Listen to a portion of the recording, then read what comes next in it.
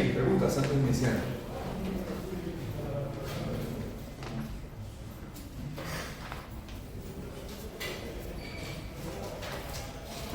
Tiene como el 50% de lo que están matriculados.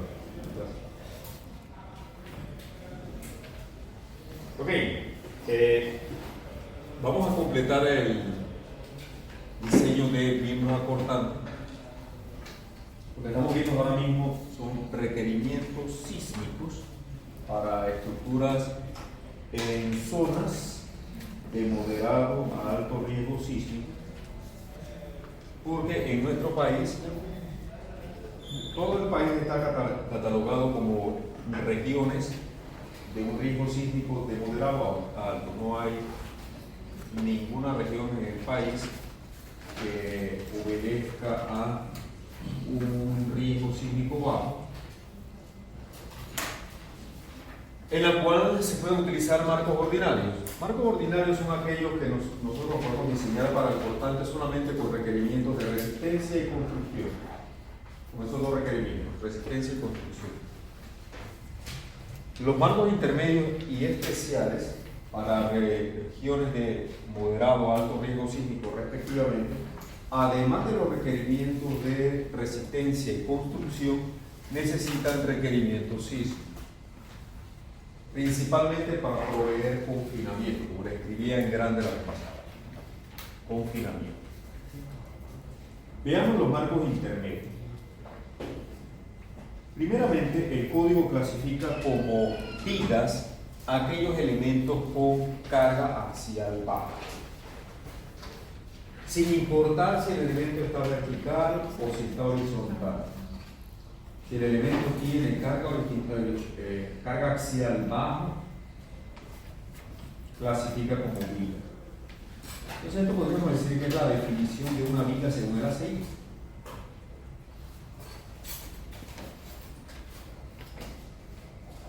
Esto sería la definición de viga según ACI. Un elemento que tiene una carga axial baja. ¿Qué significa baja? Que con el 10% de su área gruesa la puede resistir. Esto es bien bajo. Entonces, cualquier elemento que tenga una carga axial que con menos del 10% de su área gruesa por el F+C es resistida, eso califica como viga y nosotros podemos diseñarla con todos los requerimientos de viga.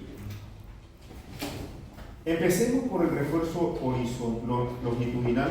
Estamos viendo marcos intermedios. Posteriormente vamos a ver la diferencia para marcos especiales. Fíjense, tiene que haber una proporción entre el acero de refuerzo positivo y negativo en toda la extensión de la viga. Primeramente, en marcos intermedios debemos colocar por lo menos 2 barras corridas superior e inferior, por lo menos. Es decir, no hay zona de la viga que yo puedo dejar sin refuerzo longitudinal. Estas dos líneas azules corresponden a mínimo 2 barras corridas que se extienden de extremo a extremo. Lo siguiente son los refuerzos adicionales. Y fíjense que aquí he utilizado una nomenclatura de fácil comprensión. Le estamos llamando refuerzo negativo a aquel que provee capacidad a la flexión negativa, siendo la capacidad de flexión negativa aquella que produce esta curvatura, recuerden. Para nosotros, la curvatura de viga positiva va a ser esta. Estos serían momentos positivos, y si lo vemos a nivel de sección, el acero principal estaría acá abajo. Este sería para nosotros un acero que provee capacidad para ese momento positivo. Por lo tanto, estos serían momentos positivos, que solemos llamar de capacidad de inflexión positiva. Lo opuesto también es válido, ¿no? Digamos los momentos negativos, y aquí, a nivel ya físico, el acero correspondiente sería este. Este sería el acero que provee esa capacidad negativa para resistir la flexión en este sentido. Entonces sería una capacidad nominal negativa. Entonces todo el acero superior le vamos a llamar acero negativo, que va a proveer resistencia a la flexión en este sentido, y aquí tendríamos el momento nominal resistente a la izquierda, left, a la izquierda, a la derecha, right, y en el centro, center. Lo demás también es válido para la flexión positiva. Fíjense el signo positivo para los momentos a la izquierda, a la derecha y al centro. ¿Qué dice el ACI? ¿Cuál es la relación de proporción que debe haber? ¿Y cuál es la razón para eso? Fíjense que la capacidad de flexión positiva debe ser por lo menos un tercio de la capacidad de flexión negativa. Eso es lo que significa. La capacidad de flexión positiva debe ser por lo menos un tercio de la capacidad de flexión negativa. Es decir que nuestros aceros que estamos colocando aquí no pueden tener una desproporción muy grande, el positivo y el negativo. Lo mismo ocurre en la otra cara. La capacidad de flexión positiva de este acero no puede ser menor, es decir, debe ser mayor o igual que por lo menos un tercio de la capacidad de flexión negativa. ¿Eso por qué? Porque el código reconoce que durante el sismo la dirección del momento es reversible. La dirección del momento es reversible. Entonces, si los momentos son negativos, obviamente yo voy a tener mayor capacidad porque estoy colocando un acero adicional. Pero cuando los momentos son positivos y el sismo va en el otro sentido, yo debo tener suficiente capacidad también para disipar esa energía. Entonces, el código establece que en marcos intermedios esa diferencia de resistencia en los apoyos no debe ser mayor de un tercio. También debe haber una proporción tal que en ningún punto la capacidad puede ser menor de un quinto de la capacidad máxima en la cara de los soportes. Esto principalmente para la zona central. Para la zona central.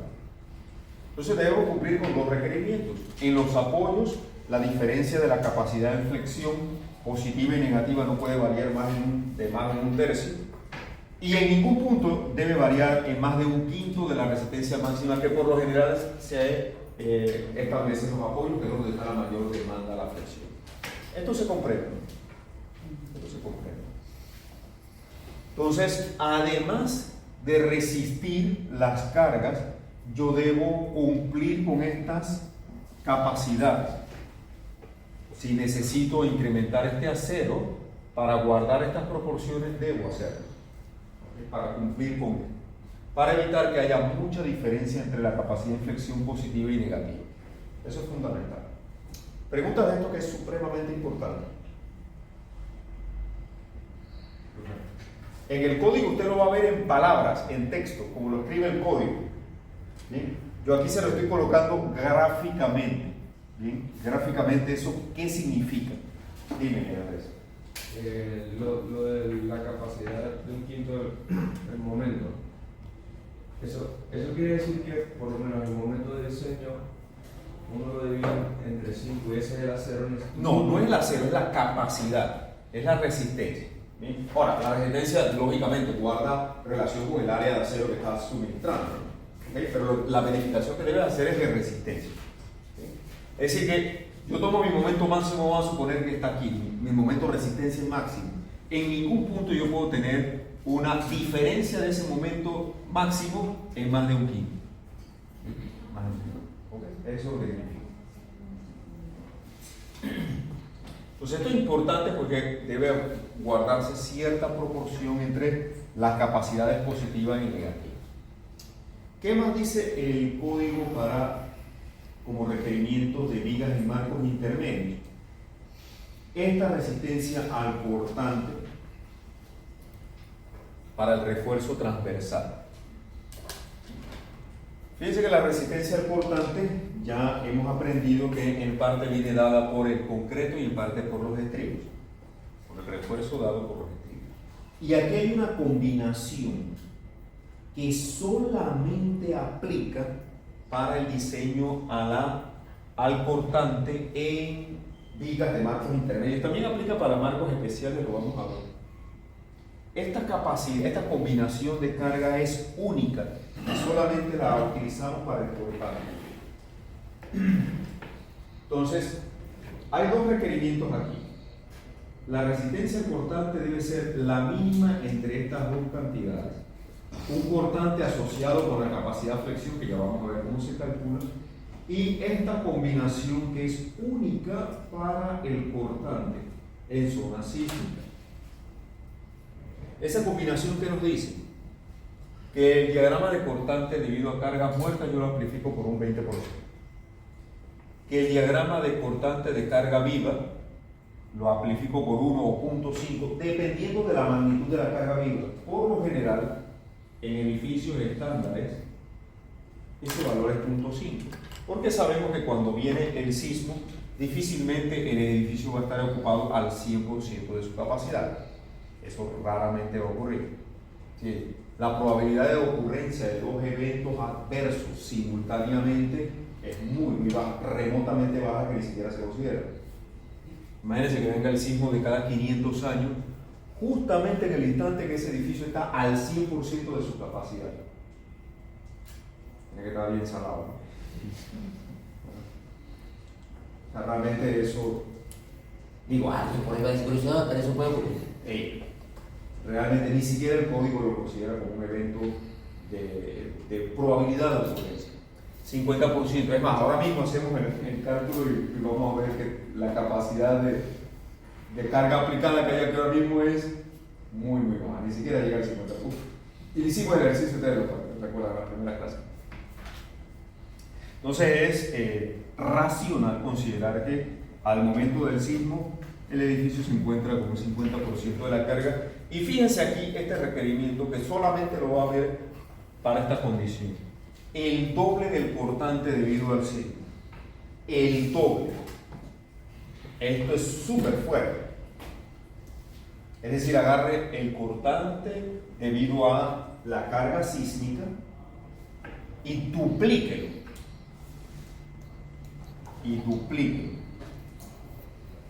Hay que tener cuidado, y fíjense que estoy haciendo mucho énfasis en esto, porque esta combinación solo aplica para el diseño por cortante. Yo he visto diseñadores estructurales que en su programación de ITA, SAP, el programa que estén utilizando, introducen esta combinación de carga para diseñar vigas, columnas, de todo.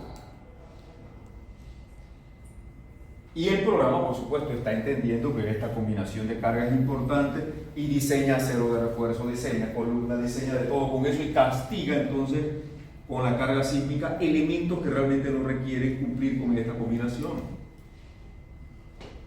¿Sí me estoy explicando?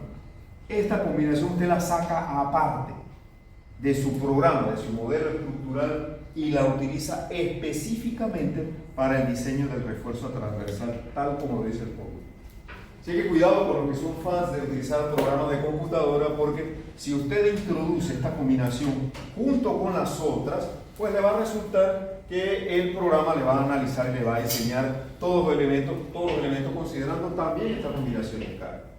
Y esta combinación, nuevamente hago la salvedad, solamente aplica para el refuerzo transversal en marcos internos. Pregunta de esto.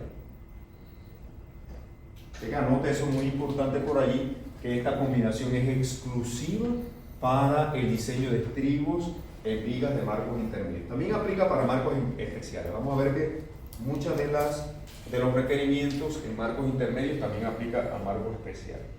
Entonces aquí se duplica la capacidad sí. El requerimiento sí.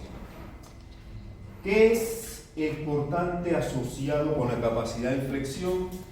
Y esto está relacionado con el análisis plástico que vimos en el cuerpo deformable 2. Consideremos esta situación. Yo tengo puntos de formación de articulaciones plásticas que son los extremos. En los puntos donde se van a formar articulaciones plásticas, yo debo tener suficiente cantidad de estribos para proveer confinamiento. Cuando la viga necesita, cuando el marco necesita disipar energía, se van a formar articulaciones plásticas en los extremos. Y cuando se forman articulaciones plásticas, la viga alcanza la capacidad plástica. Lo que nosotros le llamamos momento plástico, o le llamamos momento plástico en cuerpos deformables, aquí es exactamente el momento nominal de diseño que vamos a estar utilizando. Momento plástico y momento nominal de diseño son sinónimos. Porque es el momento de capacidad, es el momento resistente. ¿Sí? Es el momento resistente. Entonces, cuando el marco necesita disipar energía, se van a formar articulaciones plásticas aquí. Entonces yo voy a tener un momento plástico a la izquierda positivo y negativo. Por supuesto, este momento plástico positivo es el que provee la resistencia del acero inferior que estamos colocando aquí. El momento plástico resistente negativo va a ser el provisto por el acero superior que estamos colocando allí. Y lo mismo va a ocurrir del lado derecho, el positivo y el negativo. Fíjense el sentido reversible que he colocado, porque esto puede venir en un sentido, va a venir en un sentido y en el otro. Equilibrio. Cuando nosotros tomamos nuestra viga y hacemos un diagrama de cuerpo libre, esta combinación, observe que tiene cargas de gravedad. Esta porción de los dos términos se debe a la carga de gravedad que está presente en el edificio al momento del sismo. Carga de gravedad, carga muerte, carga viva. Esas cargas van a estar presentes también en forma de carga uniformemente distribuida. Fíjense la combinación. Como les explicaba, el punto 5 ya usted sabe a qué se debe. Generalmente utilizamos el punto 5, en raras excepciones vamos a utilizar el 100% de la carga viva. El código habla de eso y te lo puedes leer allá. Cuando uno hace equilibrio de esta condición, estoy tomando mi diagrama de cuerpo libre de cara a cara del elemento, le aplicamos nuestra carga de la combinación correspondiente y aquí vamos a aplicar los momentos plásticos que se formarían en los extremos al punto de la formación de articulaciones plásticas. Y si hacemos equilibrio podemos encontrar estos cortantes. Yo puedo tomar un momento aquí y hago equilibrio de esta carga uniformemente distribuida, los momentos concentrados, y me voy a encontrar con esta ecuación, ¿verdad? Esta es una ecuación de equilibrio. No voy a explicar de dónde sale, porque usted sabe aplicar equilibrio. Este es el equilibrio de los momentos, este es el equilibrio de la carga. Obviamente esta carga se va a transmitir mitad y mitad a ambos extremos. Entonces, los momentos de diseño aparecen aquí. Y este sería el cortante asociado con la capacidad de flexión suministrada. Tal como aparece aquí, cortante asociado con la capacidad a la flexión. ¿Qué quiere decir eso? Que para que se formen articulaciones plásticas, yo tengo que proveerle a la viga suficiente resistencia al cortante que por equilibrio aparece cuando surgen esas articulaciones plásticas.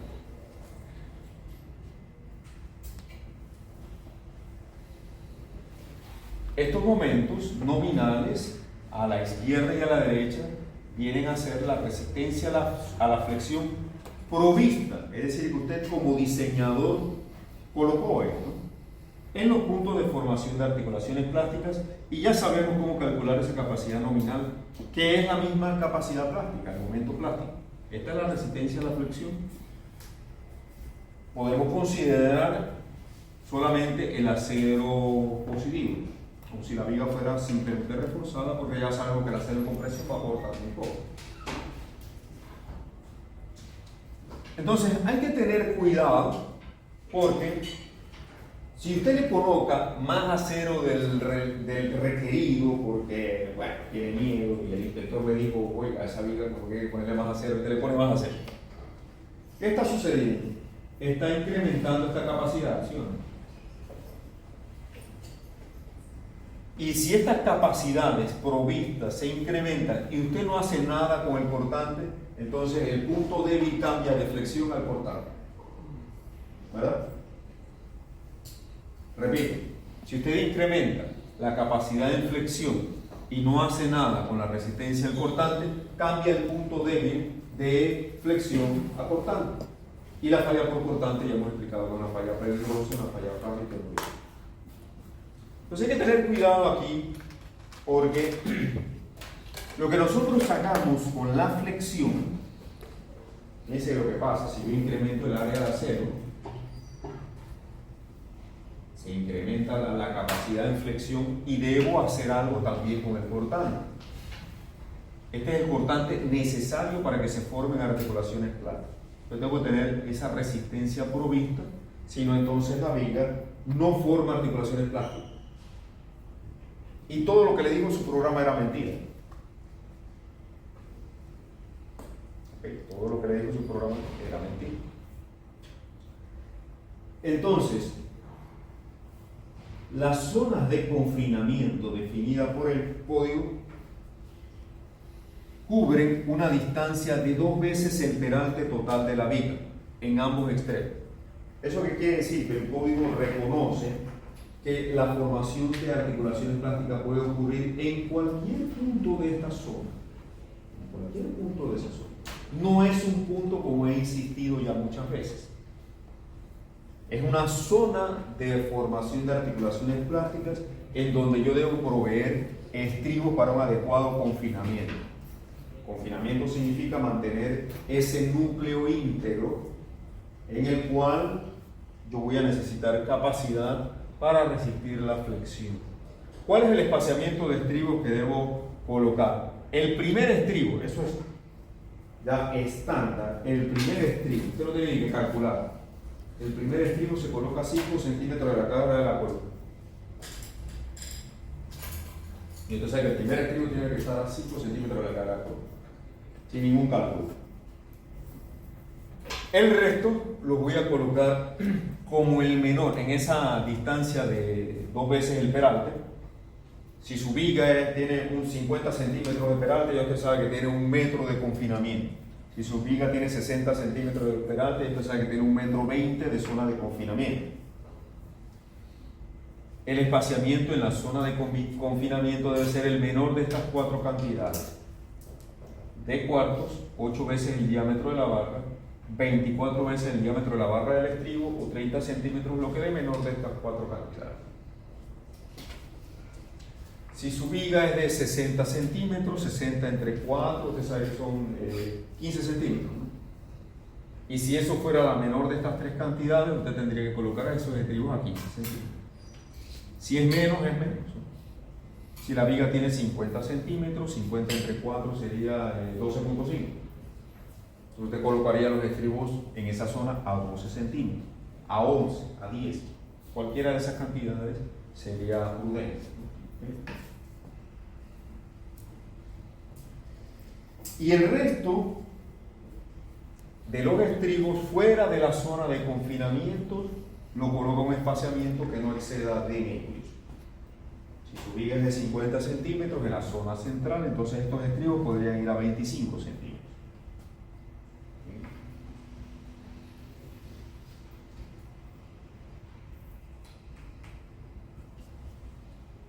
Entonces esos son los requerimientos para marcos intermedios. Requerimientos de acero longitudinal que guarden la proporción que aquí se señala, requerimientos de la capacidad cortante, cortante asociado con la capacidad de inflexión y el cortante de esta combinación de carga especial y los estribos de confinamiento. Vamos a ver un ejemplo ahora a continuación de cómo se aplica todo esto. ¿Preguntas hasta aquí? Dime, Oscar.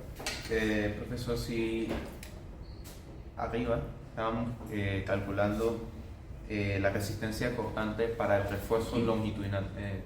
Ahí, ajá, no, se lo puso. Aquí. Ahí, para el refuerzo transversal que Sí, bueno, aquí. no, longitud. Lo copié mal. Okay. Entonces, ¿por qué sí sería el V nominal y no el V de acero? Fíjate, aquí en esta combinación intervienen las cargas de gravedad con sus factores y la carga del sismo. El cortante, el diagrama de cortante del análisis sísmico se duplica para el diseño de esos estribos. Esta combinación es única para eso, no aplica para más nada. No vaya a diseñar columnas con esto, no vaya a diseñar el acero longitudinal de las vigas para esto, no. Por eso hacía énfasis de cuidado cuando introduce las combinaciones de carga en un programa de computadora. Si introduce esto también, el código va a entender que todos los elementos, hasta las fundaciones, tienen que diseñarlo con esto. Esta combinación es especial. Por eso que uno termina haciendo muchos modelos cuando trabajamos con análisis computacional. Yo tomo mi modelo, después que lo he diseñado todo, y agarro y le meto esta combinación solita y veo cómo se comporta entonces los estribos de mis elementos longitudinales con esa combinación sola. Y donde tengo que hacer ajustes los hago producto de esto. Pero ya yo sé que tengo diseñada el acero longitudinal, tengo diseñado columnas, tengo diseñado losa, tengo diseñado todo lo demás. Entonces, esto es la demanda de esta combinación de carga. Y la resistencia que viene dada por la contribución del concreto y el acero debe cumplir con esta demanda también. ¿Okay? Entonces es posible que aquí necesiten ajustar el espaciamiento de estribos para cumplir con esta combinación de carga. Pero también debes tener presente que ese espaciamiento de estribos como mínimo debe cumplir también con esto. Entonces yo debo cumplir con esto, debo cumplir con lo otro. Va a haber alguna de estas consideraciones que va a gobernar. Lo que yo tengo que hacer es verificarlas todas. ¿Parece? Bien, ¿alguna otra pregunta? Vamos a ver entonces los marcos especiales. Vamos a ver muchas similitudes entre los marcos intermedios y especiales y por supuesto marco especial que utilizaríamos en zonas de alto riesgo sísmico van a tener detalles un poco más estrictos que los marcos intermedios. Los marcos intermedios no van a funcionar en zonas de moderado riesgo sísmico, acá en zonas de alto riesgo sísmico. Esto es diseño en Chiriquí, Bocas del Toro, Darién pegado con Colombia, etc. Sur de la península de Azuero también hay regiones de alto riesgo sísmico y en las inmediaciones del Canal de Panamá también, porque aquí en el Canal de Panamá tenemos 4 fallas importantes. Primera diferencia con los marcos intermedios, que no tienen los marcos intermedios, debe haber proporción entre las dimensiones. Yo no puedo escoger mis dimensiones en el predimensionamiento sin cumplir con estas cantidades. Primeramente, el peralte efectivo no debe exceder de 1/4 de la luz nominal. No debe exceder, fíjense, menor o igual. Usted tiene que estar muy claro cuándo es hacia arriba, cuándo es hacia abajo. En otras palabras, ahora esto raramente se incumple. Porque si yo tengo una viga de longitud libre de 8 metros, 8 entre 4 son 2 metros. Difícilmente usted va a poner una viga de un peralte de 2 metros para esa luz. Pero el código de todas maneras le está colocando esta observación. Debe tener no más de 1/4 de la luz como peralte efectivo. Y aquí yo le incluyo la razón. Todo esto el código se lo pone en palabras. Yo se lo estoy colocando en ecuaciones y de forma gráfica. Cuando usted va al código, usted va a leer puro texto, así como aparece aquí. Texto por todos lados. Yo se lo coloco aquí masticadito para que usted, como es estudiante mío, lo entienda mejor. Pero lo que va a ver aquí es puro texto. ¿Sí me estoy explicando, no? Yo se lo estoy interpretando con ecuaciones y gráficamente. Bien. Se lo menciono porque a veces los estudiantes vienen donde mí con el código y me dicen, profesor, pero es que yo leí el código. Pero espérate, esto se interpreta de esta manera. ¿Sí? Se interpreta. El ancho del alma debe ser por lo menos un 30% del peralte total o 25 centímetros. ¿Para qué? Fíjense que lo primero es 1/4 de la luz para tener un adecuado comportamiento importante. Lo segundo es para tener una adecuada estabilidad al pandeo lateral torsional. ¿Usted ya vio estructuras metálicas? ¿Lo está dando? No. ¿Cuándo da eso? El próximo semestre. ¿El otro año?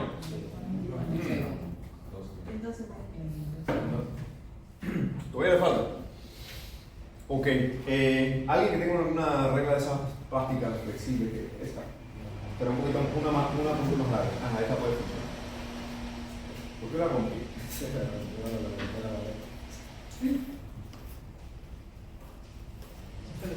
Sí, yo creo que sí. Esta no sé. Alisarla. Pandeo lateral torsional se va a presentar más que nada en vigas de acero estructural. En el concreto difícilmente sucede, pero el código lo coloca. Esto más bien lo va a ver en vigas de acero estructural. Cuando nos referimos a vigas de acero estructural, nos referimos a este tipo de perfil. ¿Ok? Sometido a la flexión.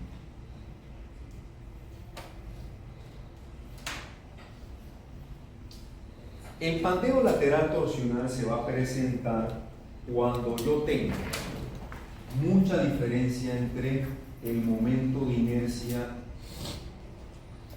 en el eje X con respecto al eje Y. Esto se va a presentar cuando el momento de inercia en el eje fuerte es mucho mayor que el momento de inercia en el eje Y. Y eso casi siempre sucede en vigas de este tipo. Yo tengo mucha rigidez en un sentido y poca rigidez en el otro. ¿Qué es el pandeo lateral torsional? En el curso de estructuras metálicas usted va a ver esto bastante y va a ver todo tipo de pandeo. A ese curso yo le llamo el curso del pandeo, porque ahí va a haber pandeo flexionante, que es el que aprendimos en cuerpos formales 2, va a haber pandeo local del ala, pandeo local del alma, va a haber pandeo lateral torsional, va a haber pandeo torsional, va a haber pandeo flexo torsional. ¿Cuántas clases de pandeo acabo de mencionar? Un montón, ¿verdad? Entonces, uno de ellos es el pandeo lateral torsional. ¿Y por qué ese curso se llama, o yo le llamo personalmente el curso del pandeo? No hay clase que usted no hable del pandeo en ese curso. Si tiene un buen curso, busca un buen profesor para que se lo diga. Porque va a estar trabajando con elementos de paredes delgadas, placas delgadas. Y las placas delgadas son susceptibles al pandeo, porque tienen poca robustez. ¿Qué es el pandeo lateral torsional gráficamente? Si yo tengo esta viga, ¿qué tipo de sección transversal tiene?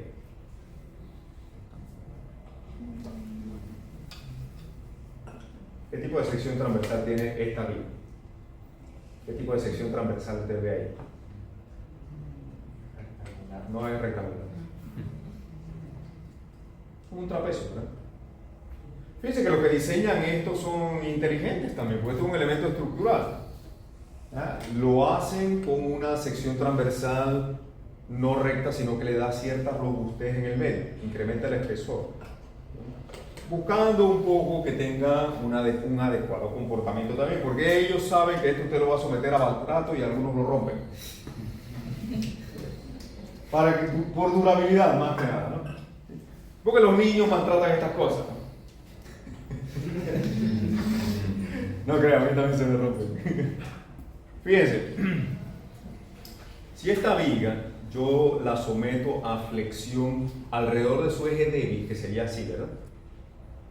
Su comportamiento es puramente en flexión, ¿sí o no? Puramente en flexión. Puramente en flexión. Usted no ve ninguna deformación fuera del plano vertical, ¿verdad? Toda la viga se mantiene en el mismo plano vertical, ¿cierto? Esto sería flexión alrededor del eje débil. Aquí el eje débil, ¿cuál es? ¿El Y o el X? El Y. El eje débil es el Y. Entonces, si yo flexionara esta viga alrededor del eje Y, su comportamiento va a ser de flexión pura. Usted no ve pandeo por allí en ningún lado. Cuando nosotros aplicamos flexión ahora alrededor del eje fuerte, ahora si la viga yo la coloco, esta viga la coloco así, y le aplico flexión alrededor del eje fuerte, fíjese lo que va a ocurrir. Fíjese el ala superior. ¿Qué le sucede al ala superior? ¿Se mantiene en el plano vertical? No. Se desplaza lateralmente, ¿sí o no? Fíjese, el plano vertical vendría aquí, pero esa viga verticalmente hacia dónde se va, hacia mí, ¿no? o hacia ustedes, si me pongo así, ¿verdad? Entonces, note, el ala superior se está pandeando, ¿verdad? El ala inferior que está en tensión, el ala inferior, la parte inferior que está en tensión, rota pero en la dirección opuesta que la de compresión, ¿sí o no? Eso es pandeo lateral torsional. Observe la viga cómo se ve. ¿Qué pasa si ahora, ayúdame aquí, qué pasa si esta viga tiene 30 centímetros de longitud, a 15 centímetros arriostra la zona superior, pero bien arriostrada, así mismo? Si yo le trato de aplicar ahora la misma flexión que está sucediendo, es más difícil pandearla, ¿verdad? Ahora vamos a hacer lo mismo, pero arriostra a 1/3, es decir, a 10 y a 20. A 10 y a 20. Hay 2 puntos de arriostramiento. Entonces cada vez es más difícil porque la longitud libre entre apoyos es menor, ¿verdad? Entonces, cada vez es más difícil. Oye, tu arroz está bien, te felicito. Ahí, cada vez es más difícil pandearla porque la longitud entre columnas la hemos acortado. Por eso usted ve, gracias, por eso usted ve que en puentes aparecen estos elementos transversales buscando arriostrar el ala superior al pandeo. Usted ve estas cruces, ¿lo ha visto por ahí? Esos elementos. Porque lo que busca, y esto se coloca como a 1/3 de la luz, a 1/3, a 1/3, a 2/3 o a la mitad.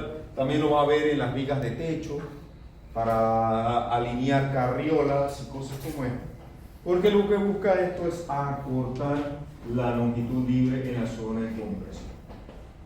Ahora, en las vigas de concreto, nosotros difícilmente vamos a tener esto.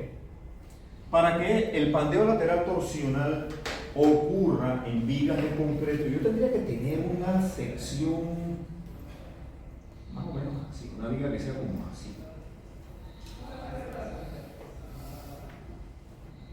Un momento de inercia en X y en Y supremamente diferente. Es decir, yo necesitaría tener un elemento en flexión rectangular, como la mayoría de nuestras vigas, que sea más o menos como esta regla. Ahora, esto difícilmente ocurre en la práctica. Difícilmente usted va a tener una viga de 25 centímetros y un peralte de 2 metros, que más o menos sería una proporción con esto. Difícilmente va a tener eso. Pero el código, como es el código, trata de prever, comportamiento inadecuado, indica que el ancho debe ser por lo menos un 30% de la altura o 25 centímetros para tener adecuada estabilidad al pandeo lateral torsional, evitar el pandeo lateral torsional. Pero cuando usted vaya allá al curso de estructuras metálicas, ya usted sabe qué es el pandeo lateral torsional. Cuando el profesor se lo explica, usted le enseña, ya yo sé con la reglita, mire, profe, cómo le explico el pandeo lateral torsional.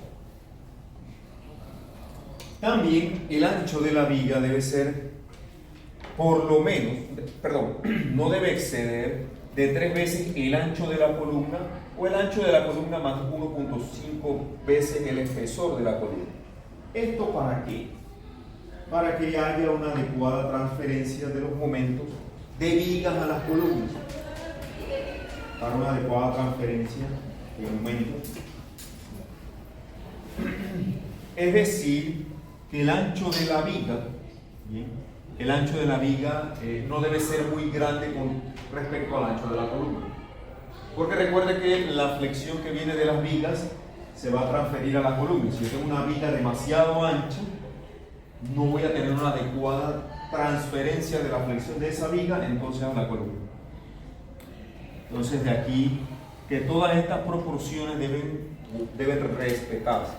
Esto es exclusivo de los marcos especiales. En los marcos intermedios no hay que hacer esta verificación. Esta hay que hacer en marcos especiales.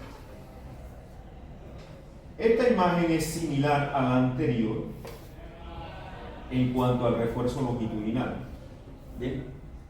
Pero vamos a notar que hay diferencias entre las proporciones. Aquí estamos hablando de 1/3 y de 1/5. Fíjense la diferencia en marcos especiales. En marcos especiales, en lugar de un tercio, en los marcos especiales se habla de un medio, en lugar de un tercio de los marcos intermedios. Quiere decir esto que la capacidad de la flexión positiva aquí debe ser por lo menos de la mitad de la capacidad negativa, en la misma cara de la columna. Eso en ambos extremos. La capacidad de la flexión positiva debe ser por lo menos la mitad de la capacidad en flexión negativa. Es decir, que el código aquí es un poco más estricto. Un poco más estricto. Y en ningún punto la capacidad puede ser menor a un 25% del momento máximo en la cara de los soportes. Esa es diferencia en el marco especial con respecto al marco intermedio. La proporción que debe haber entre los refuerzos debe cumplirse con esto. Esto es idéntico en el refuerzo transversal. La capacidad del cortante debe cumplir también con el cortante asociado con la capacidad de flexión para que se puedan formar las articulaciones plásticas, y debo cumplir también con la misma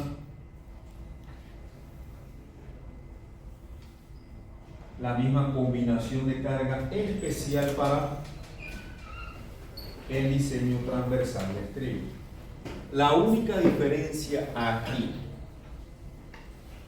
está al momento de calcular la capacidad de la flexión, los momentos plásticos.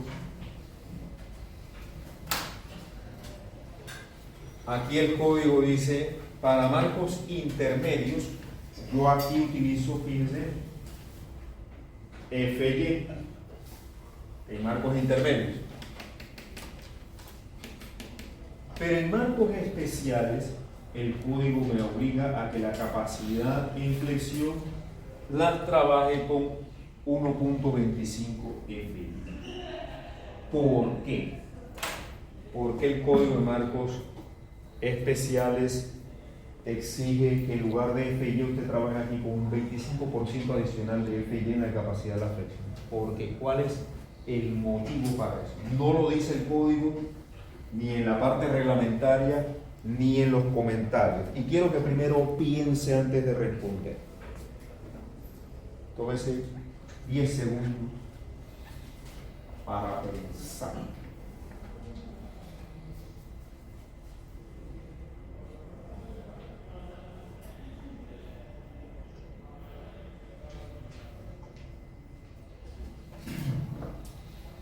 Ya te la recuerdo, digo. Yo supongo que se hace para prever en caso de que no falle solamente con el FY, sino que falle con un mayor momento plástico, para lo cual hay que diseñar para una resistencia de cortante mayor en el peor de los casos. ¿Alguna otra opinión? ¿Cuál es la razón de utilizar un 25% adicional en el esfuerzo de excelencia? La respuesta la va a encontrar en Mecánica de Cuerpos Deformables 1, las primeras clases.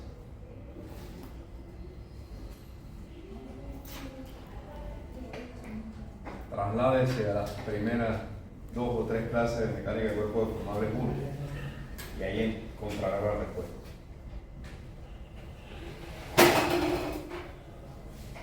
Es más, si vamos allá vamos a encontrar la respuesta.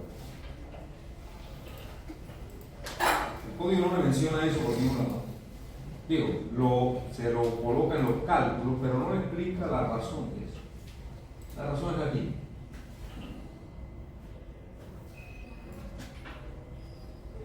En mi clase que di no hace mucho, con los compañeritos suyos que están ahí. Ojalá no lo olviden cuando vengan acá y se sienten como ustedes. Este es el acero estructural, este es el acero utilizado para el refuerzo. ¿Qué dice aquí? Sigma Y, ¿verdad? Allá es sigma Y, acá es F. Es lo mismo. ¿Cuánto es esta resistencia aquí? Dice que si esto anda por 40, esto por acá anda por 60, casi que es un 20 y tanto, un 30% adicional, ¿no? El código lo que está diciendo allí es que en marcos especiales probablemente su acero llegue a niveles de deformaciones que exceda la cedencia y entre en la zona de endurecimiento por deformación.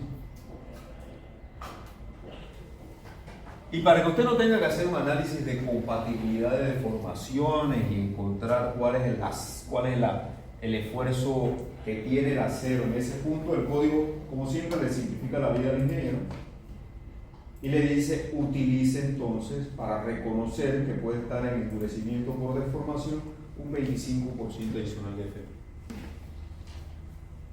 No se lo dice por ningún lado. Cuando usted, el código lo que le va a presentar es: utilice un esfuerzo de excedencia de un 25% adicional. Yo le estoy explicando por qué. ¿Okay? Y la razón está en que posiblemente para una condición de sismo en una región de alto riesgo sísmico, los niveles de deformación de ese acero estén por el orden de la zona de endurecimiento por deformación. ¿Se comprende eso?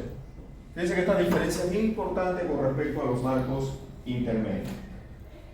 Los marcos intermedios, zonas de moderado riesgo sísmico, aquí utilizamos simplemente FI. ¿Bien? Entonces es un requerimiento bien importante. Otra consideración, siquiera no, pero proyecto por endurecimiento por deformación, mecánica de cuerpo deformable 1, lección 2. La razón está allá. Si se lo hubiera preguntado a mis estudiantes de cuerpo deformable 1, me lo hubieran dicho así. Creo yo. Entonces, ¿qué otra cosa es fundamental aquí? Fíjense, si ese cortante, aquí este cortante sísmico, resulta ser mayor que la mitad del cortante último debido a las combinaciones de carga y además la viga está sometida a una carga axial muy baja, inclusive menos del 10% de el área gruesa por F', esto sería un 5%, ¿no? 1%, 5%. Si estas dos cosas se cumplen, entonces usted va a despreciar al 100% la resistencia del concreto al cortante para el cálculo de los estribos requeridos para resistir esto. Fíjense que esto es bien estricto. Es decir, que le va a dar esta responsabilidad 100% a la resistencia del objeto. Pero debe cumplirse con estas dos condiciones. Estas dos condiciones. Que este cortante sea bien fuerte, mayor que la mitad del cortante de las combinaciones de carga, y que al mismo tiempo la carga axial de la viga sea bien baja. Lo que pasa es que la carga axial, cuando es de compresión, le aumenta la resistencia al cortante. Porque si usted le aplica carga axial, mejora el comportamiento, es decir, va a tener más zonas en compresión en la viga, ¿no? Y eso mejora el comportamiento del cortante. Pero si esa carga axial es bien baja, esa ayuda realmente es poca, y allí el código dice: desprecie completamente la resistencia del concreto para el cálculo de los estribos al momento de esta combinación, de esta consideración exclusiva.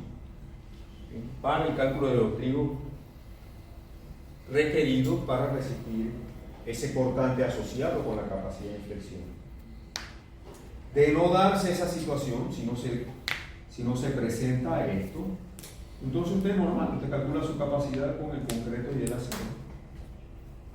Esto es para el evento en el que se cumplan estas dos consideraciones. Este es un if que usted coloca en su receta, ¿no? ¿Sí? Verifico esto. Si esto no se está dando, entonces yo calculo mi resistencia considerando concreto y estribo. Si esto se da, entonces expreso la resistencia del concreto.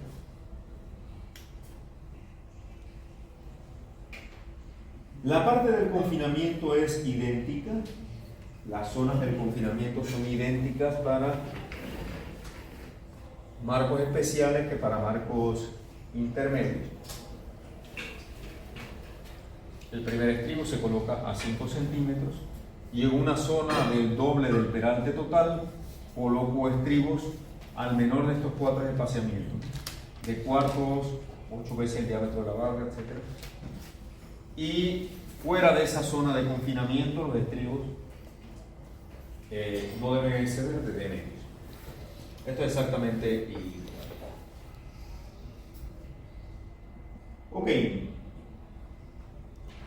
Fíjense, yo les he mostrado gráficamente con ecuaciones lo que en el código usted va a encontrar en el capítulo 18 como requerimientos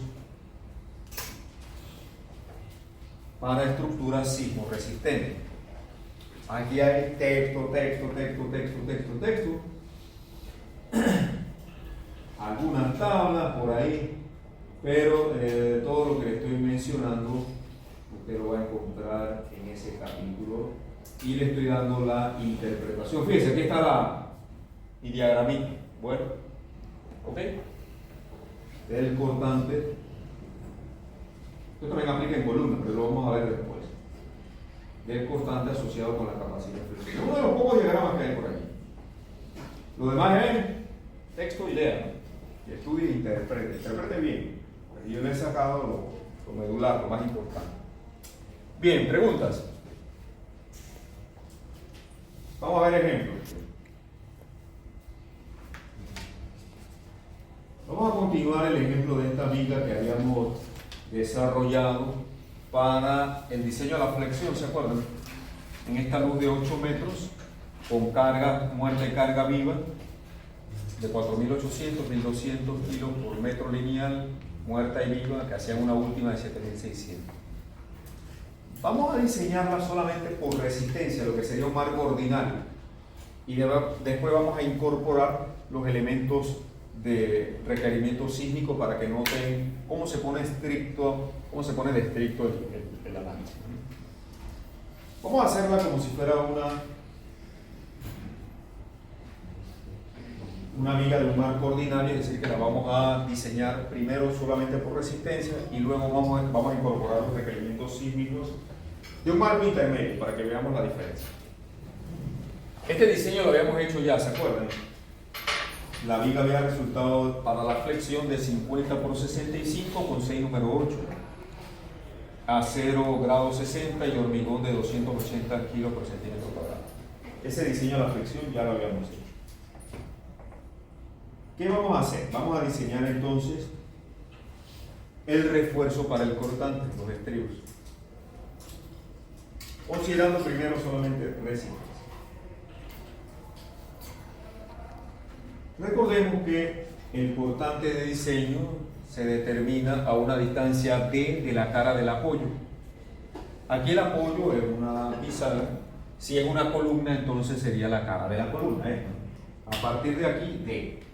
Y ahí entonces en nuestro diagrama determinamos el cortante. De nuestro diagrama de carga última, 7.680 por 8 metros se reparte en mitad y mitad, ¿no? 30 toneladas aquí, 30 toneladas del otro lado. Así que lo calcula por el tiempo. A una distancia D del diagrama de cortante, D vendría siendo 59 centímetros, 65 menos 6, perdón. 59 centímetros. El cortante de 30 toneladas baja a 26. Este es mi cortante último de diseño. Esto es equilibrio, esto es estático. No vamos a entrar en esas nimiedades. Entonces, ahora yo voy a diseñar mi distribución de estribos conforme a cómo varía mi diagrama de cortante. Si yo coloco los estribos todos al mismo espaciamiento requerido para resistir este cortante, recuerden que este cortante va a ser resistido por el concreto y por los estribos. Si nosotros colocamos un mismo espaciamiento de los estribos, nuestra envolvente de resistencia va a ser algo así, ¿verdad? ¿Sí o no? Este envolvente, que sería la resistencia nominal, va a estar afilada en este punto, pero va a estar sobradísima por acá, ¿cierto? ¿Se comprende? Va a estar afilada en esta zona, pero va a estar sobradísima por acá. Entonces voy a desperdiciar un pocotón de plata ajena, ¿verdad? Si coloco un mismo espaciamiento de los estribos. Entonces, lo que hacemos es tratar de que nuestra envolvente de capacidad se asemeje a la envolvente de diseño, la envolvente de las cargas. Es decir, que en lugar de colocar un espaciamiento uniforme, vamos a ir disminuyendo los espaciamientos, tal que nuestro diagrama de capacidad se parezca al diagrama de la envolvente. Aquí yo tendría un espaciamiento de estribos, ¿sí o no? Aquí tendría otro con los estribos más alejados y aquí tendría otro con los estribos todavía más alejados, ¿se comprende? Por lo general, nosotros dividimos nuestra viga, es suficiente, 2 o 3 regiones.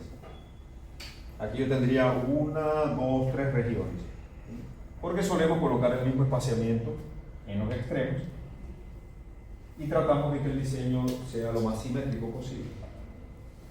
O sea, que aquí he colocado unos 2, aquí hay 1, 2, 3 zonas. 3 espaciamientos diferentes. Más de eso no lo haga porque es impráctico.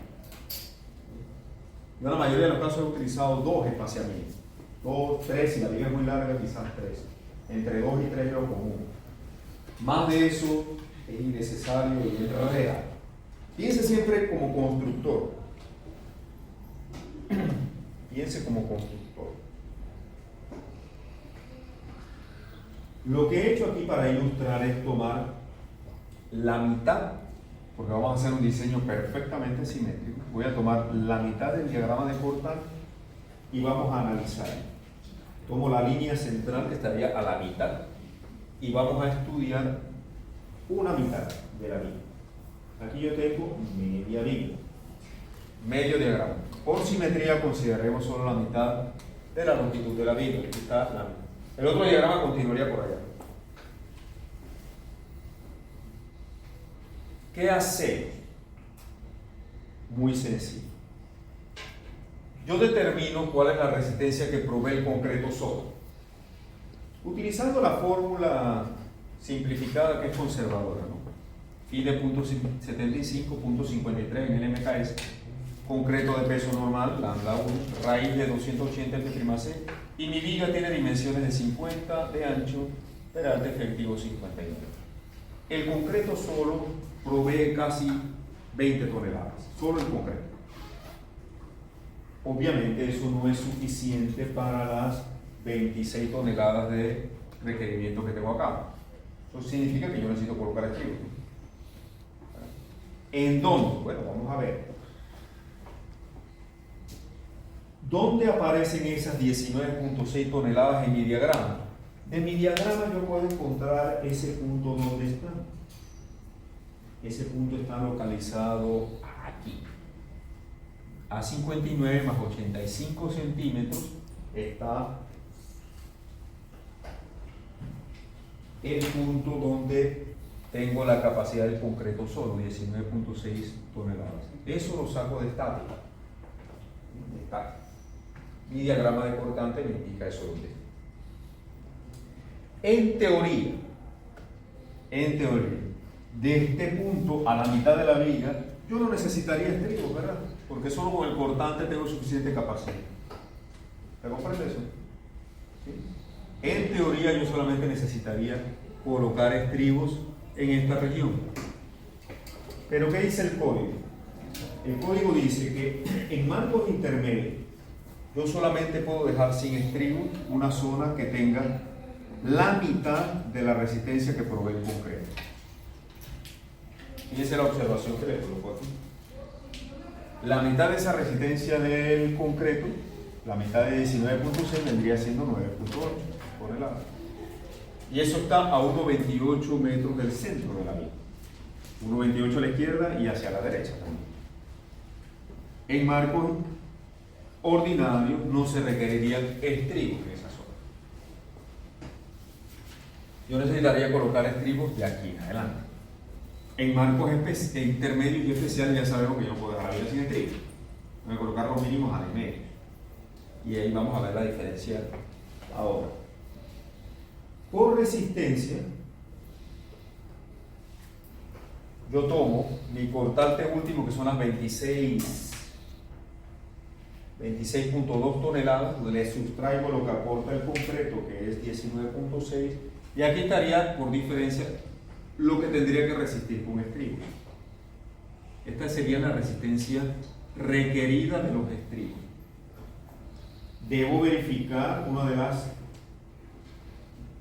de los chequeos que me pide el código, es que esta resistencia no exceda 2.2 raíz de F'(c) por PW, y aquí se cumple. Esto es bastante alto. Raramente se incumple, pero es una verificación que tengo que hacer. Y ahora vamos a diseñar por resistencia los estribos. Aquí está la fórmula de resistencia de los estribos para el espaciamiento, como incógnita. Fide .75, yo voy a ensayar estribo de 2 patas primero. Número 3, grado 40. Peralte 59, la resistencia del concreto ya son 19.6 y el cortante último de casi 26.2 toneladas. Aquí resulta que el espaciamiento de los estribos no debe exceder en esa zona de 26.79 centímetros. Esto es el requerimiento de resistencia. Reemplazando en esa fórmula lo obtenemos.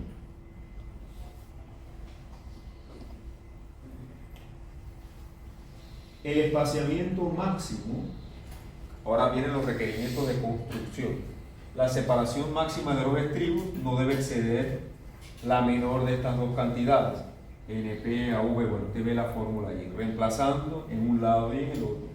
Aquí resulta 23.76, 22.72, la menor de las dos es 22.72. Por resistencia me había resultado 26.79, pero yo no lo puedo poner a más de lo que constructivamente me indica el código. Está controlando aquí 22.72, ¿cierto? Está controlando. Si aquí hubiera resultado menos, este controla, ¿no? Aquí está controlando el requerimiento constructivo. También debo hacer el cálculo de la separación máxima de los estribos asociada a la resistencia de los propios estribos. Este espaciamiento máximo no debe exceder de medios o 60 centímetros, lo que dé menos, en este caso 29.5. Si se cumple con esto y que realmente se cumple con esto. Entonces aquí tengo 4 requerimientos. Vamos a ver. Tengo el de resistencia, requisito de construcción y la separación máxima según la resistencia de los estribos.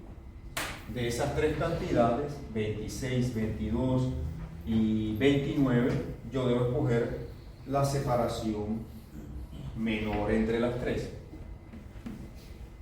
La menor entre las 3 resultó ser el requerimiento constructivo, ¿verdad? ¿Y qué hago? Coloco los espaciamientos el espaciamiento de los estribos lo redondeamos hacia a 22 centímetros. ¿Sí?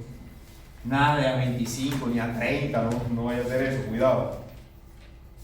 ¿Sí? Y va a pasar, yo sé que le va a pasar, y esta no va a ser la primera vez porque siempre pasa, que no pasa nunca, pero siempre pasa que viene y alguien en un examen viene y lo pone a 25. Le colocamos, oiga, ¿usted dónde está el baño? Con distintivo tanto. Ah, el profe se me olvidó. Se me fue en ese momento. Es que siempre rodeamos hacia arriba. No, aquí no. Pregunta de él. Clarito. Ahí está la receta completa, paso a paso. ¿Cómo distribuir? Diga. Profesor, esa separación se colocaría, ¿cómo se dice? Fuera de la zona. Vamos para allá. ¿Cómo se distribuyen los estribos? Esta fue una pregunta. Dime. Cuando el código menciona requisitos de construcción, específicamente a qué se refiere. ¿A qué tienes que cumplir con fórmulas que no están asociadas con resistencia? constructivamente, cuando hablamos de requisitos de construcción nos referimos a buenas prácticas constructivas. Que por ya la experiencia de estar haciendo esto en el mundo por tanto tiempo, se ha observado que esto produce buenos comportamientos y buenas prácticas constructivas. Entonces, requerimiento de construcción, buenas prácticas constructivas. Y hay que cumplir con esto. A veces controlan, como en este caso. ¿Cómo los distribuimos? Fíjense que esto tiene distancias aquí. Yo esos 22 centímetros los voy a colocar en esta zona que es donde necesito estribos. Aquí la puedo dejar libre de estribos. Y esta zona donde necesito colocar estribos tienen una longitud de 2.72 metros. Entonces esto es como en primaria suma de segmentos. En marcos ordinarios yo puedo colocar el primer estribo a ese metro. Es decir, de 22 centímetros, el primero lo puedo colocar a 11 centímetros. Entonces, yo tengo una zona de 2.72. ¿Cuántos estribos resultan? Ahora vamos a transformar esto a espaciamientos y a cantidad de estribos. A 2.72 yo le resto 11 centímetros, que no voy a colocar el primero, ¿verdad? 2.72 menos 11 centímetros resulta en cuánto? 2.61. Entre un espaciamiento de 22 centímetros le resulta la cantidad de estribos que caben ahí, ¿sí o no? ¿Verdad? Y esa es la operación simple matemática que hay que hacer ahí. 2.72 de longitud menos el primero que está 11 entre el espaciamiento resultan en 11.86 espacios. Y yo suelo redondearlo hacia arriba ahora, porque esto está relacionado con cantidad de estribos. 2.86 sería como 2 espacios o 2 estribos más que están colocando. Si yo los coloco físicamente, el primero a 11 centímetros y luego coloco 11 espaciamientos a 22, mi zona de 2.72 ahora creció a 2.75. Y está bien, porque ahora estoy metiendo quizás un estribo aquí. ¿Sí o no? ¿Se comprende eso? En el plano, entonces, la nomenclatura se coloca así. Así es como se coloca en el plano. Esquema final de diseño. Tenemos nuestra viga entre los soportes. Tengo de diseño 6 número 8 abajo. A mí me gusta ponerle siempre entre paréntesis I para decirle al constructor que eso es inferior, aunque se vea inferior. A ver, esta información adicional no hace daño. Me gusta colocarle I inferior. Y a la S superior. Estoy colocando 2 número 8 constructivas arriba, ¿no? Para poder anclar los estribos. De los cálculos esto no se requería, pero constructivamente yo necesito colocar 2 barras para poder anclar estribos. Con 6 número 8 inferiores, 2 número 8 superiores. Fíjense la nomenclatura utilizada, el llamado aquí. Esta llamada significa cuando usted viene acá, lee de ahí, izquierda a derecha y de derecha a izquierda, los estribos son número 3. A mí me gusta dibujarlos ahí en pequeñito. ¿Cuántas patas tiene el estribo? 2. Si tuviera 3 patas, yo hago en mi dibujo esto, para que el constructor sepa que tiene que colocar un gancho ahí. Bien. Si tuviera más, entonces hago la cantidad correspondiente. ¿Y cómo están colocados? El primero a 11 y luego 12 a 22 centímetros. Ya yo sé que de izquierda a derecha el reforzador nos va a colocar así.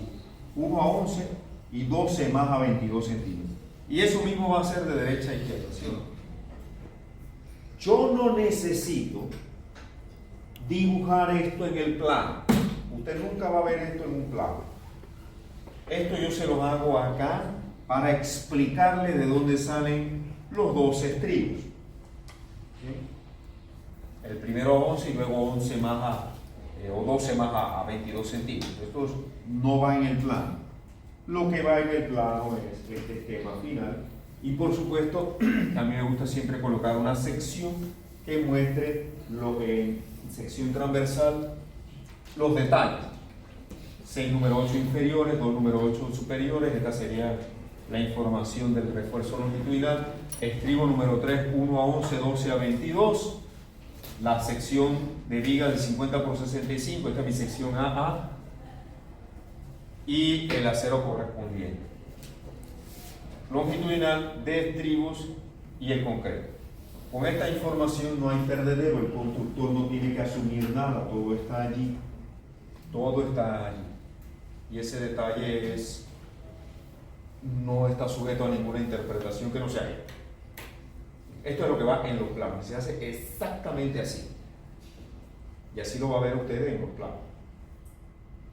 Dice que no hay rayas por ahí de ninguna índole mostrando el estribo. La información del estribo está en esta nota. Bien. Pregunta de ella. Dime, Andrés.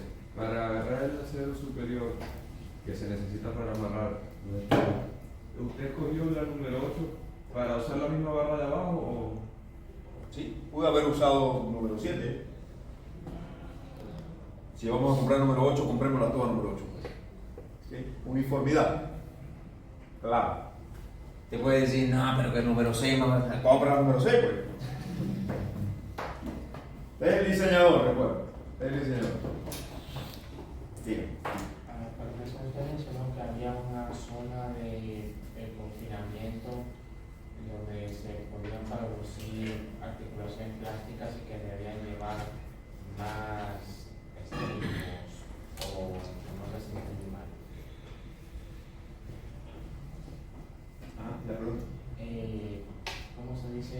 ¿Se considera eso a la hora de ver la distribución de los extremos o eso es en otro tipo de...? Bueno, este ejemplo le quise plantear primero en el diseño para resistencia, como si tuviéramos un marco ordinario. Vamos a hacer este mismo ejemplo para un marco intermedio para que vea cómo intervienen los requerimientos cívicos de confinamiento. ¿Okay? Eso es lo que sigue a continuación. Si la viga perteneciera a un marco intermedio, adicional de lo que ya hicimos, tendríamos que venir a hacer este análisis que sigue a continuación. Yo necesito calcular la capacidad de flexión que provee la 6 número 8 de refuerzo inferior. 6 número 8 tiene un área de 30-42 y eso produce esta capacidad a la flexión de casi 62 toneladas menos. Reemplazando en esta fórmula, esa sería la capacidad de la flexión del acero inferior, que sería positiva. En mi fórmula yo debo trabajar con la capacidad nominal sin el fin. Dice que aquí trabajamos con él, porque voy a calcular la resistencia al cortante asociada con esta capacidad de la flexión. No estoy diseñando para flexión, estoy diseñando para cortante, por eso no utilizamos el factor de reducción aquí. Así es que en lugar de 61 trabajamos con 68.5 toneladas metros, porque lo que se utiliza es la capacidad nominal sin el fin. Yo puse 2 número 8. Recuerda también, Andrés, lo que me decía, el acero superior que voy a colocar. Recuerda que también tengo que cumplir con las proporciones del acero longitudinal. Entonces no puedo colocar aceros tan distintos uno de otro, porque si no incumplo eso. ¿Ves? Entonces, 2 número 8 es un tercio de 6 número 8. Y eso es un requerimiento que me pide el código. ¿Ok? Porque ahora estamos en marcos intermedios. ¿Bien? Entonces, la capacidad de la flexión negativa de 2 número 8 también la calculo. Obviamente va a ser mucho menor, porque acá eran 6, acá son 2 nada más. Casi 22 toneladas. Y fíjense que el código me pide que la diferencia entre esas resistencias no exceda de un tercio. Y aquí se cumple. Aquí se cumple con eso. Entonces, con ese acero que estoy colocando aquí de 2 número 8, cumplo con el requerimiento de un tercio que me pide el código. Aquí tengo la capacidad nominal 24 y hago el equilibrio para determinar el cortante asociado con la capacidad de flexión. La capacidad positiva, 68, la negativa, 24, la luz, 8, y el cortante de la combinación de cargas, aquí lo tendremos. Estoy utilizando 1 en este caso. Hay ocasiones donde puedo utilizar 0.5, también quise utilizar 1 para que vean un caso un poco más estricto. Este cortante es 39.4. Por resistencia,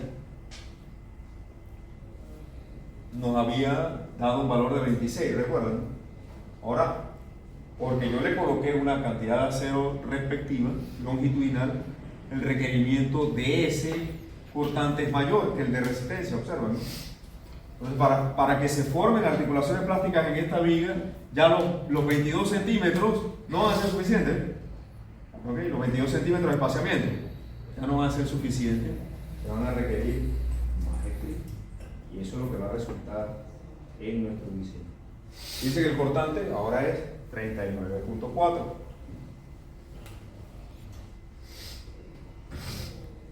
Mis zonas de confinamiento, ¿cómo sería? Yo tengo una viga de 65 centímetros de peralte, es decir que mi zona de confinamiento debe cubrir una longitud del doble, 1.30. 1.30. Y ahora en zonas sísmicas, mi primer estribo no va a ese medio sino a 5 centímetros, ¿recuerdan? Ya el primero no lo puedo poner a 11, ya yo sé que por default, por defecto, debe ser 5 centímetros. En estas zonas, el espaciamiento de los estribos debe ser el menor de estas 4 cantidades. D cuarto, que serían 59 entre 4, esto es 14,75. 8 veces el diámetro de una número 8, que es 2.5 pulgadas, 2.5 centímetros, perdón. 8 veces eso viene siendo 20 centímetros. 24 veces el diámetro del estribo, el diámetro del estribo tiene 0.95 centímetros. 24 veces eso es 22.8 centímetros o 30 centímetros. La menor de esas 4 cantidades viene a ser ¿qué? Allí 14 centímetros, ¿verdad? 14 centímetros. Y el resto de los estribos, fuera de la zona de confinamiento, a D medios. 59 entre 2 es 29.5. 29.5. Pero constructivamente también tenía un espaciamiento máximo que aquí lo habíamos calculado como 22, ¿se acuerdan? En este caso de acá. Recuerde que esto sigue rigiendo. Los requerimientos sísmicos son adicionales a estos. Aquí el espaciamiento por requerimiento constructivo que estaba controlando era el de 22 y acá sigue controlando 22. En la zona central. Calculado anteriormente, los 22 centímetros. Entonces, si yo utilizo, vamos a verificar, si yo utilizo 14 centímetros y determino la resistencia que proveen esos 14 centímetros de espaciamiento, reemplazo aquí mis 14 centímetros, la resistencia del cortante es 32 y yo necesito 39, ¿sí o no? ¿Verdad? Entonces, el espaciamiento por confinamiento de 14 no es suficiente para resistir el cortante que se requiere para la formación de articulaciones plásticas. ¿Qué tengo que hacer? Reducir el espaciamiento de estribo para poder cumplir con él. No pueden ir a 14, tengo que bajarlos. 14 es por confinamiento, lo mínimo que puedo poner. Pero se está necesitando más. En este caso, vamos a bajarlo. Calculo el requerimiento por resistencia, pero ahora utilizando el 39 del requisito sísmico. Y resulta que el espaciamiento debe ser entonces menor de 8,87, voy a utilizar 8 centímetros. Fíjense lo que esto va bajando en zona de riesgo sísmico moderado, porque tenemos un marco intermedio. Entonces ahí ya, listo. Vamos a ver, en esta zona de articulación plástica, yo debo colocar los estribos a 8 centímetros. El primero va a 5, entonces ¿qué tengo que hacer? 1,30 menos 5 entre 8, ¿verdad? Para que me resulte la cantidad de espacios que van ahí. ¿Se comprenden? Nuevamente, suma de segmentos, simple. 1,30 menos 5 centímetros entre el espaciamiento que ahí resulta que es de 8, me resulta la cantidad de espacio. ¿Cuántos espacios terminamos poniendo? De 15 a 73, 16. Hacia arriba, porque eso me va a dar aquí. Entonces ahí está la distribución. Tengo mi primer estribo a 5, luego 16 espacios a 8 centímetros hacen 1,33. Está bien porque mi zona mínimo debe ser de 1,30, ¿no? Estoy colocando quizás un estribo más o 2 estribos más. Y el resto van a 22. Entonces aquí tengo una distribución bastante uniforme. El esquema sería el mostrado. Fíjense lo que cambia. Ahora tengo mi refuerzo longitudinal, sigue siendo el mismo, y mi espaciamiento ahora tiene estribo número 3, el primero a 5, 16 a 8 y el resto a 22. Noten la diferencia del caso de el marco intermedio, donde teníamos el primero a 11 y luego 12 a 22 y en la parte central sin estribo, porque no se necesitaba. Acá en marco intermedio yo tengo que cumplir con la zona de confinamiento. Estos estribos están requeridos por razones sísmicas. Coloco el primero a 5, luego 16 a 8 y el resto a 21. Y esto es bastante frecuente que aparezca en los planos en zonas de moderado a alto riesgo sísmico. Mi sección transversal con mis estribos número 3 de 2 patas, 1 a 5, 16 a 8, el resto a 22 y la resistencia de los materiales.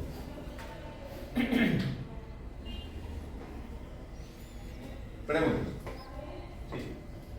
¿Nunca se dará un caso en el que la separación mínima de los estribos sea menor que el diámetro de los estribos? Menor que el diámetro del estribo. Sí, o sea, que no se pueda poner físicamente. Tendría que aumentar la dimensión de la viga si eso resulta. El diámetro del estribo es 0,95 centímetros, no llega ni a 1 centímetro. Imagínate ponerlos a menos de eso. Y si no se podía cambiar la dimensión de la viga, sería modificar el... Algo tiene que poderse hacer. Tenemos múltiples parámetros con los cuales trabajar. Lo que usted tiene que hacer es algo que sea constructivamente viable. Diga. ¿Qué circunstancias tienen que dar o qué tan fuerte tiene que ser el cortante para aumentar la adherencia de los estribos a 4 metros? Buena pregunta. Generalmente procuramos que trabajemos con grado 40 para los estribos, porque doblar grado 40 es mucho más simple que doblar grado 60. Si lo haces manualmente vas a notar la diferencia en los tríceps, en los bíceps y hasta en el estómago. Inclusive si lo haces con una dobladora mecánica, va a producir más desgaste en la máquina tratar de doblar estribos grado 60. Pero procuramos en la inmensa mayoría de los casos trabajar con un grado 40. Y fíjate que aquí con grado 42 patas fue suficiente para este diseño, un requerimiento sísmico intermedio. Claro, si yo necesito aumentar resistencia, yo puedo subir esto a 4200 y la resistencia se incrementa notablemente. O puedo, también como alternativa, podríamos hacer de repente un diseño. Si yo necesito aumentar la capacidad, quizá puedo incluir 2 barras más aquí y hacer entonces un estribo cerrado interno que ahora me incrementa el número de patas, me lo duplica a 4.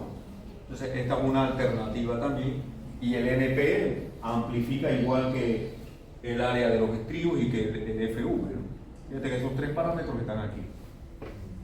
Si aumento el grado, se incrementa, ¿no? Pero procuren aumentar el grado al final cuando ya no se mueve más nada, mejor es incrementar el número de patas, inclusive pasar de número 3 a número 4, yo lo consideraría primero antes que tocar esto.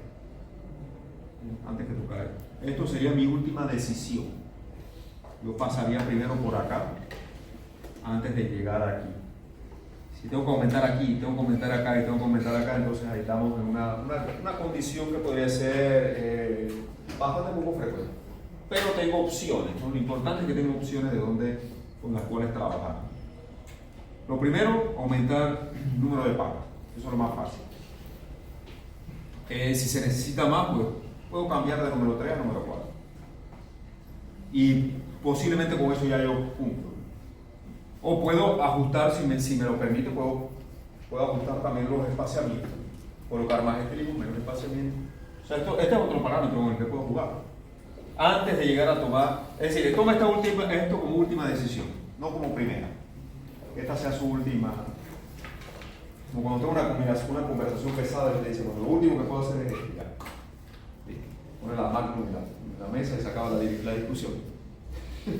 La Magnum es, bueno, no queda de otra que colocar un grado de estribo 60. Sí.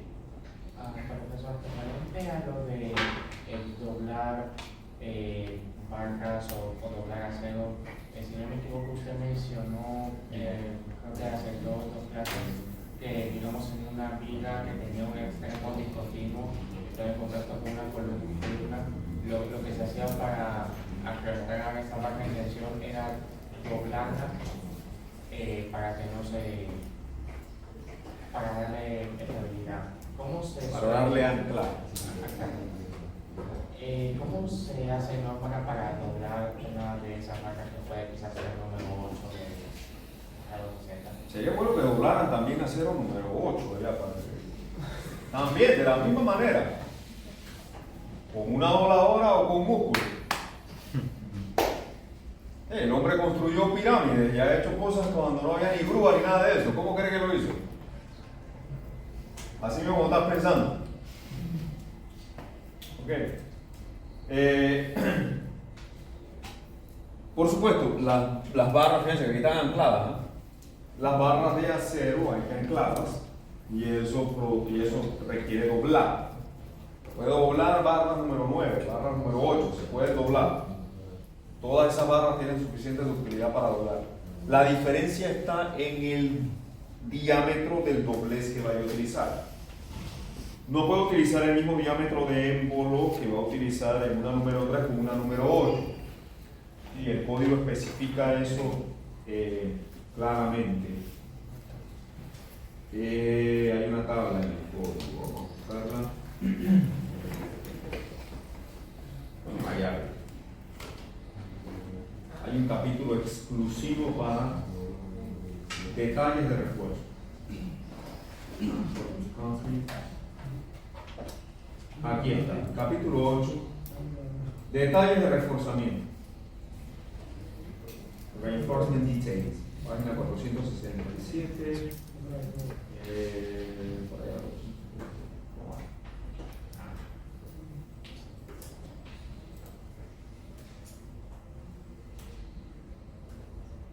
Aquí.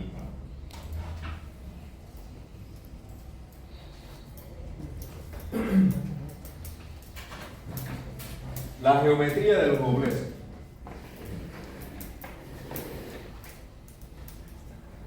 Yo puedo tener ganchos de doblez a 90 grados. Aquí el código se lo ilustra cómo luce un gancho de 90 grados.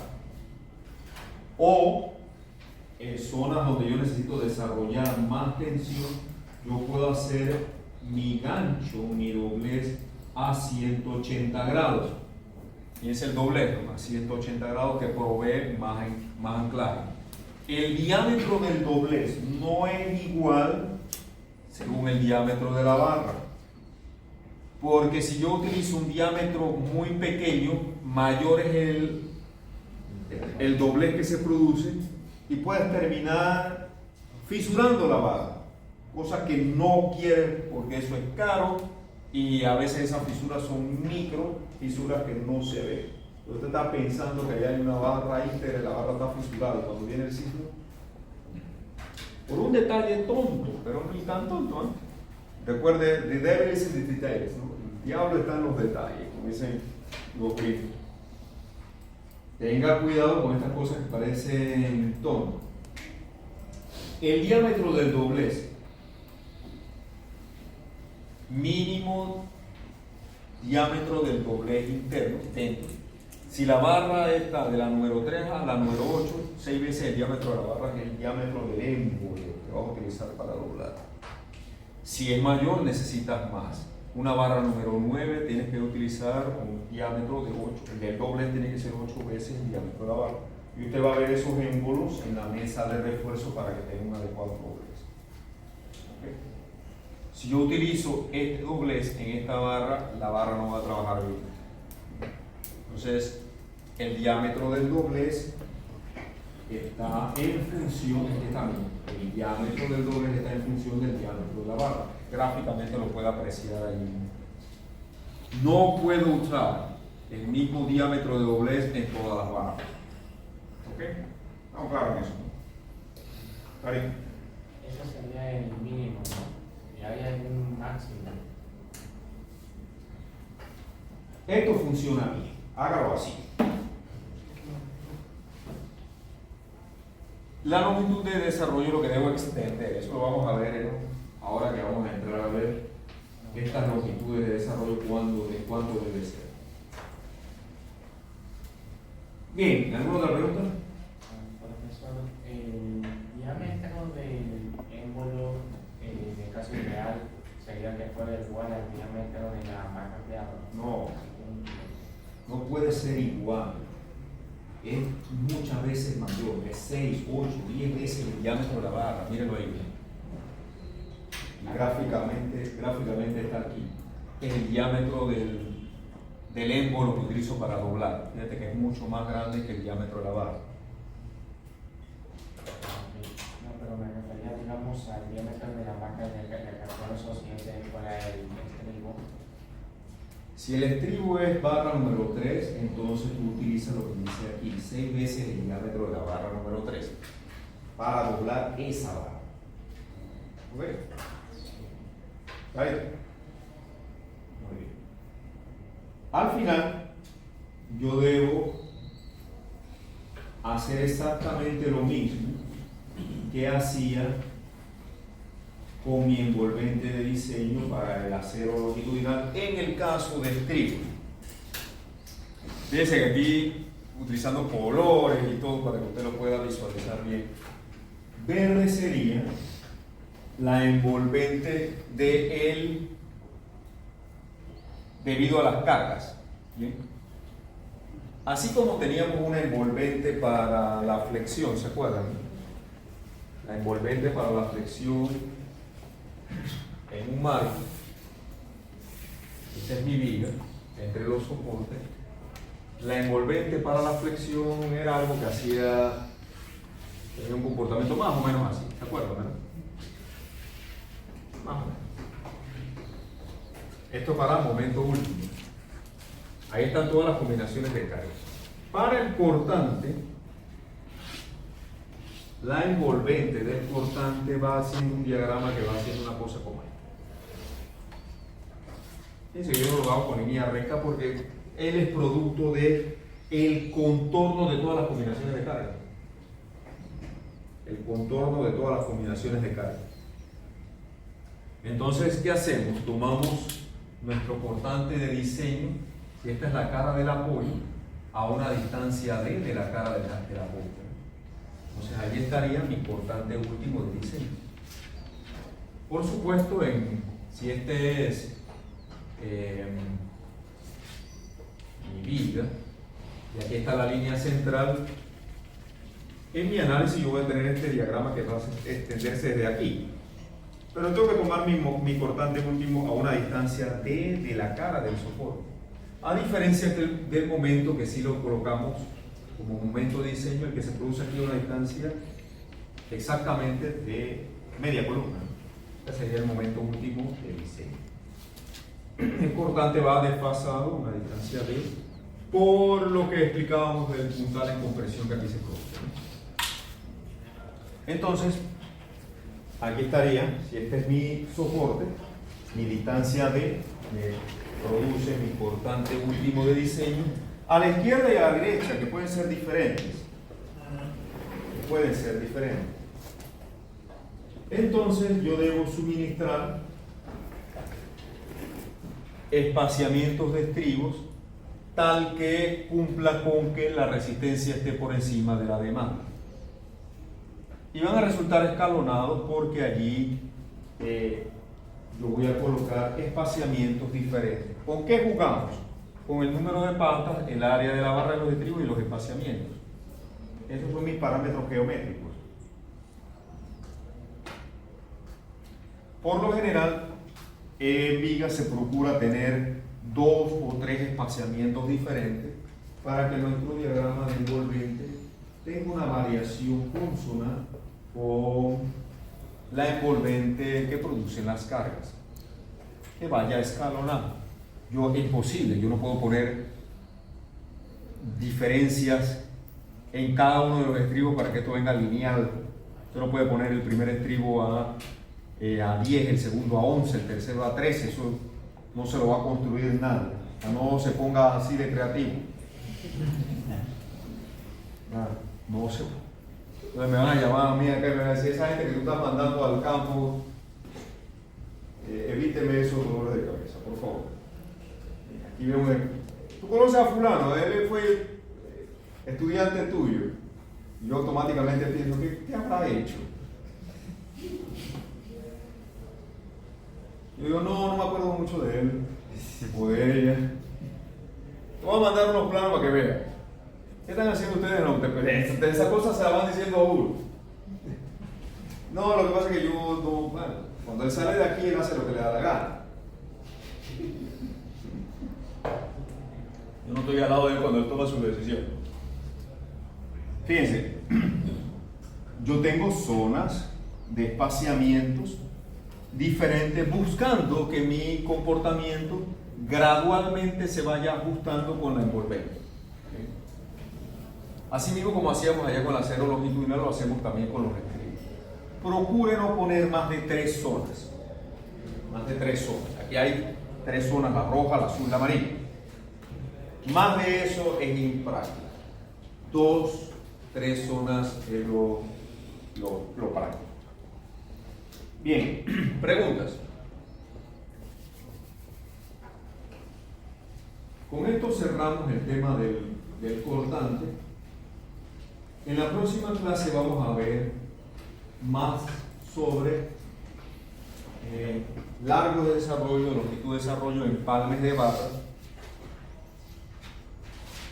Esto tiene que ver con detalles del reforzamiento para procurar que nuestro diseño constructivamente se vaya a comportar bien, sobre todo el acero de refuerzo longitudinal, también de este.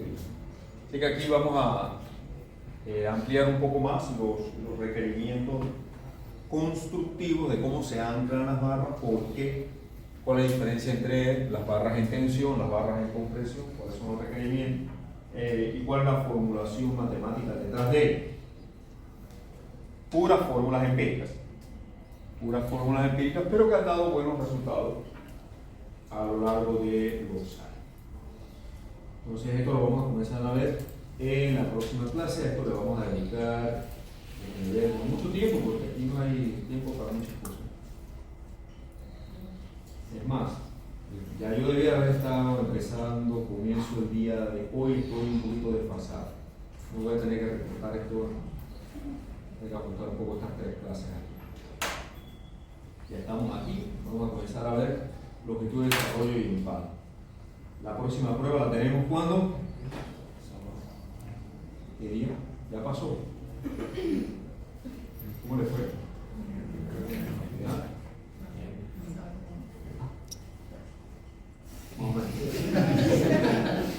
Listo. ¿Preguntas? Bueno, vemos el miércoles con largo desarrollo.